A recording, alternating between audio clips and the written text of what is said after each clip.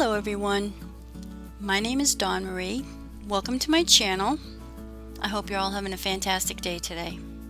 So I'm going to be doing a card for you using a Concord and Ninth stamp set called Grateful for Everything, and I'm going to watercolor it with my Daniel Smith watercolors.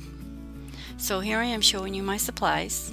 Those are the colors. That's the color scheme I want to follow, more or less. So here I'm showing you the stamp set. I usually stamp my stamps out with that little sheet in front, and that's how I store them. So I'll go ahead and stamp them out. I am going to heat emboss them on some Arches cold press 140 pound watercolor paper, and I'm going to be using some Nouveau hot chocolate and some copper blush embossing powder. I'm going to make 2 cards. I'm just going to make 1 card on here, film the whole card. I ended up making 2 cards. I didn't care for the ending at the end, my sentiment. It didn't come out the way I liked it, so I remade the card. I used the footage for this card. I like the whole card process here. I just didn't care for the sentiment. Sentiment came out all wrong, ruined my card. Anyway, and I could have just cut the other one in the editing process, but I did end up changing the color scheme just a little bit. So I'm using a little sap green here. I'll go ahead and color my leaf entirely, and then I'll bring in some neutral tint in with the sap green, mix it together, and darkens it a little bit and dulls it down a bit. I like it. It's pretty versatile color, neutral tint. It does a lot. It does that for all of your colors. It'll darken your colors and dull them down a little bit. So I'll go ahead and use some Prussian green and Prussian blue here, and in the dark places I'll also be adding some neutral tint to the mix. So I'm just basically darkening up the bottoms of the leaves and lightening the tops to add dimension and depth. So I'll go ahead and do the oak leaf next. Now I took this as being a fall bouquet. It looks fall to me, and it has an oak leaf in it, and the oak leaf to me would be changing, from summer to fall. So I wanted to make it look that way.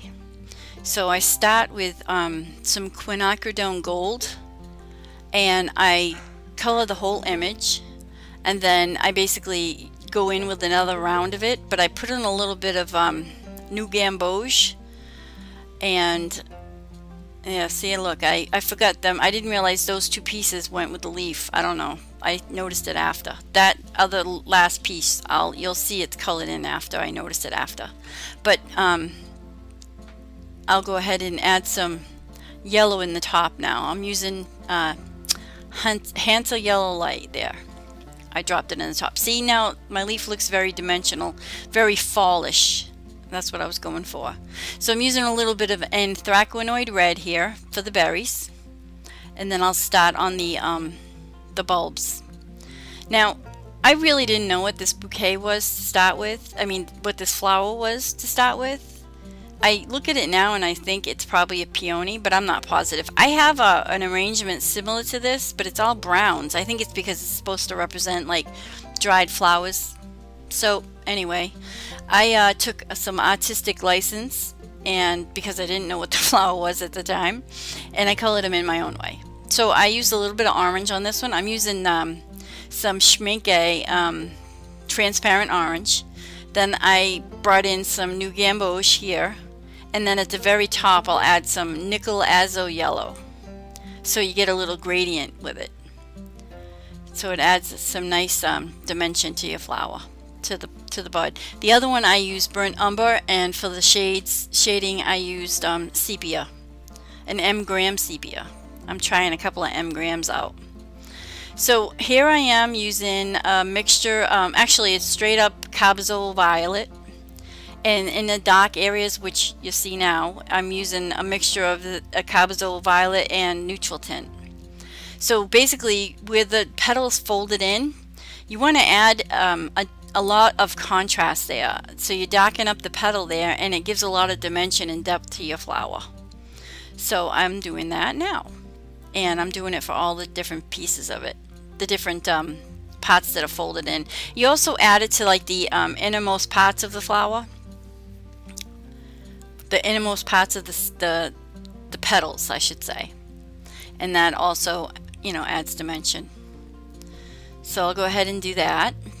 And then I will start on my sentiment. So I took this panel and I cut it down with a Cat Scrappiness stitch scallop die.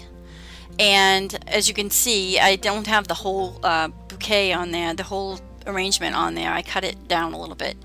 So I'm stamping out the Grateful, and this is a part I don't like. I used a little VersaFine ink to stamp it down. I'm going to heat emboss using some Recollections gold embossing powder.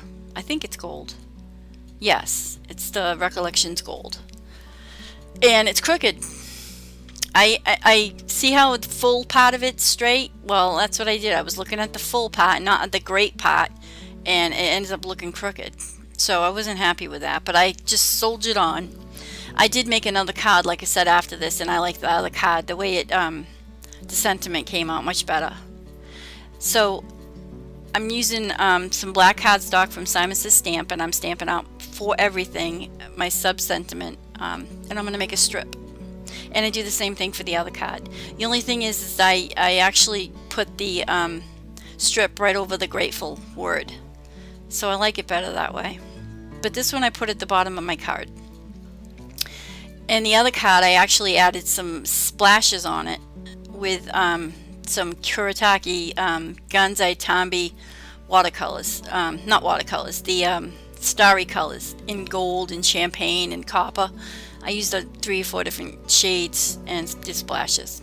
So I'm gonna pop up my sentiment, my sub-sentiment, and now I'm adding some eggshell pearls from Lucy's Little Things, and that'll pretty much finish the card. I'll add a little bit of Nuvo Aqua Shimmer pen.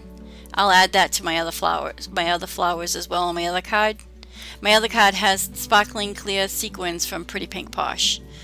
And other than that, basically the same. The other card I took and I cut the flower out with the coordinating dies, and I used some foam tape to pop it up on the card. And like I said, I did the splashes, but I stamped my Grateful out with the hot chocolate, and I put the sentiment over it. So you'll see that it's coming up.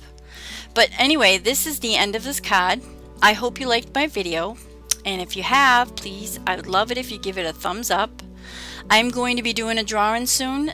Once I reach 200, I have a couple little goodies to give away, and I will actually announce that when it comes up. But I'm getting very close. I only got like 8 away from it. So if you're not a subscriber yet, I'd love it if you would subscribe, and that's going to do it for me. I'll see you on Wednesday for my next video, and I hope you're all having a great day. So with that, I'll see you soon. Bye now.